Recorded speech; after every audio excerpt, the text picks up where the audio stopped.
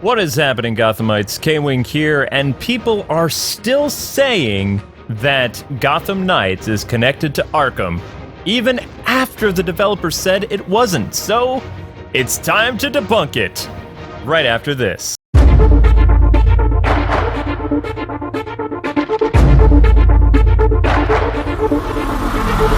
So, I'm gonna try to not come out so brash and rude, and you know, if you really believe that this game is connected to Arkham, more power to you, but you're wrong. So, let's start with the basics of the beginning of the trailer, shall we? We are opening up here with Jason Todd, even though I said it was Bruce. I mean, come on, first reactions. Also, it was kind of tiny, so it wasn't blown up, hard for me to see. Anyway, let's look at Jason here. Now, look at Jason very clearly. Notice anything missing from Arkham Knight? Perhaps a facial scar? Also, check out Jason's hair right there, number 2. Jason's hair has that white streak, which proves that he came from the Lazarus Pit in this universe. So, there's 2 strikes right now. Let's play the trailer a little bit more. Notice how they're talking about Jim Gordon being dead. Well, that's a contradiction to Arkham Knight because he was alive and became mayor many months after the protocol incident where Batman disappears and Bruce Wayne. GCPD being corrupt in Gotham Knights is, again, not what happened in Arkham Knight because the GCPD wouldn't turn over Batman to the government for all the crimes that Bruce Wayne committed as a vigilante.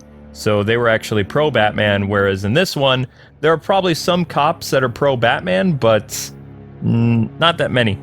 Tim Drake is a teen again, not married to Barbs, which we never really liked that anyway, but he looks much younger. Now, if you didn't know, Tim Drake in the Arkham universe was actually a school science teacher, and he was pretty old, so probably late 20s, something like that. Jason working with the Bat Family. Yeah, that didn't happen. While Jason did save Bruce at the end of Arkham Knight, he did not become, we'll say, a friend of the family. In fact, I would say he's more estranged than anything else. He takes out Black Mask in his DLC story, which takes place after the Knightfall protocol. So, yeah, not the same.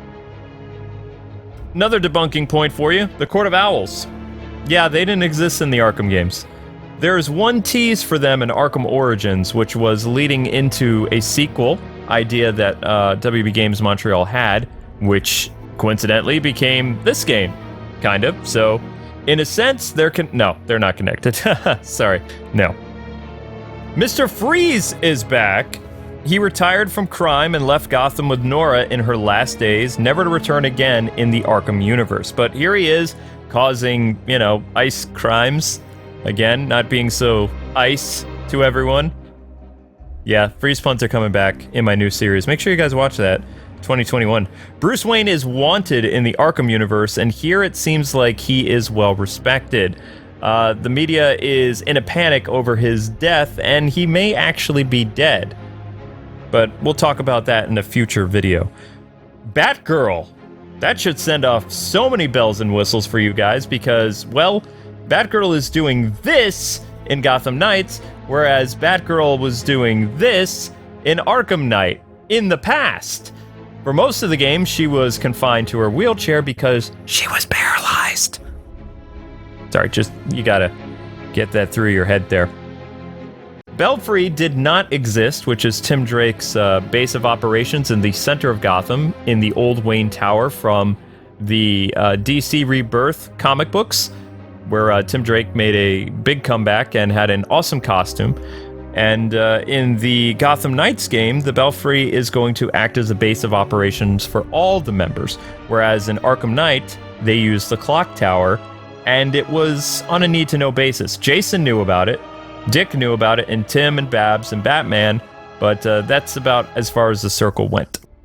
It also wasn't that big, it was a small base, so the Belfry is going to be well-equipped, even though it's kind of bare bones compared to the blown-up Batcave. And yes, the Batcave is gone. The Bat Family was not contacted during the Knightfall Protocol. This is a very important thing. So at the end of Arkham Knight, after Bruce Wayne and Batman both disappear on the same night, assumed dead after Wayne Manor and all of his bat gadgets explode, he did not send out a will and testimony to his family members. He just was gone. Nightwing even mentions this in his Arkham Knight DLC, talking to Lucius about, hey, what's going on, with Bruce? And Lucius is like, heck if I know. So there you go. There's another confirmation that not connected. Alfred is still around and not presumed dead after the events of Arkham Knight. Need I say more? Although I don't really like the Alfred voice actor, but that's just me. Where is Aaron Cash? This is a big one. So Aaron Cash had a huge role in the Arkham series, and you saw him get promoted over time. If Jim Gordon is dead in the Gotham Knights universe, why hasn't Cash been promoted to commissioner? Instead, we hear from Renee Montoya, who, while a very important Batman character in the comics and the animated series, she did not have a high authority in the Arkham games. Cash would be next in line for commissioner, not Renee Montoya.